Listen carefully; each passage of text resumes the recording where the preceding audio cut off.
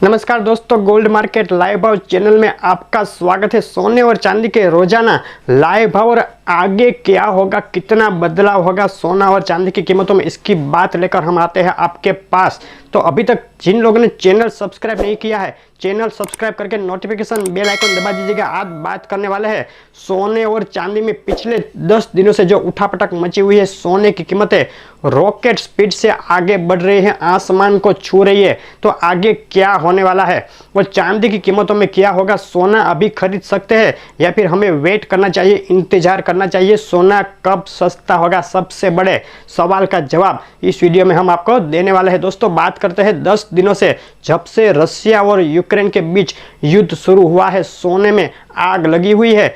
जब भी कोई भी विश्व में कोई भी कहाँ भी युद्ध, अगर बातें भी होती है युद्ध की, तो भी सोने में आग लग जाती है। यहाँ पर तो युद्ध चल रहा है 10 दिनों से और न्यूक्लियर वॉर की बात हो रही है, तो बहुत ही खराब परिस्थिति अभी बनी हुई है, जिसकी वजह से सोने में भारी उठापटक और सोना ऊपर ही ऊपर जा रहा है। तो सोने में लगी ये आग कब बुझेगी, बुझेगी या नहीं बुझेगी, कब बुझेगी और कितना सस्ता होगा सोना? तो दोस्तों, जब तक ये युद्ध चल रहा है रशिया और यूक्रेन के बीच, सोने में ये स्थिति बनी रहने की पूरी संभावना है। सोने में कीमतें कम नहीं हो रही है, नहीं होने वाली है जब तक युद्ध समाप्त नहीं होता। और अभी 3-4 दिनों तक युद्ध समाप्त होने के कोई आसार नहीं दिख रहे, इसलिए सोना आगे ही बढ़ता जा रहा है।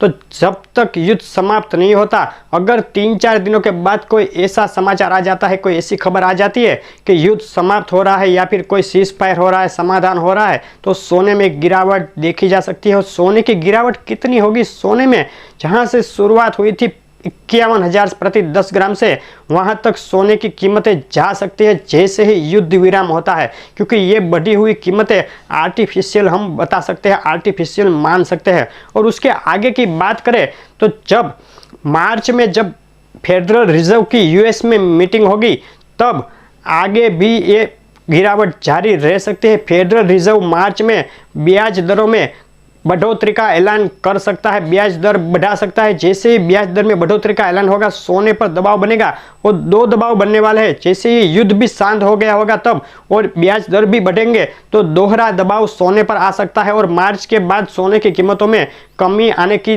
संभावना देखी जा रही है। और उसके बाद भी अगर ब्याज दर बढ़ने चालू रह सकते हैं फेडरल रिजर्व के द्वारा, जैसे कि अभी बताया जा रहा है, माना जा रहा है, तो सोने में और भी दबाव आ सकता है। और जून, जुलाई और दिसंबर तक सोने की कीमतों पे दबाव रहेगा और सोने की कीमतें थोड़ी कम हो सकती है। तो आगे कितनी कम होगी कीमतें, उसका ब्यौरा लेके भी हम आपके पास आने वाले हैं एक बड़े एनालिसिस के साथ। वो रोजाना सोने और चांदी के भाव भी आप देखते रहे। सोने और चांदी में पिछले 10 दिनों में सोने में प्रति 10 ग्राम पे 25,000 रुपया, प्रति 100 ग्राम पे 25,000 रुपया, प्रति 10 ग्राम पे 2,500 रुपये की बढ़ोतरी हो गई है। और चांदी में करीब प्रति किलो पे 6,000 रुपये की बढ़ोतरी देखी गई है।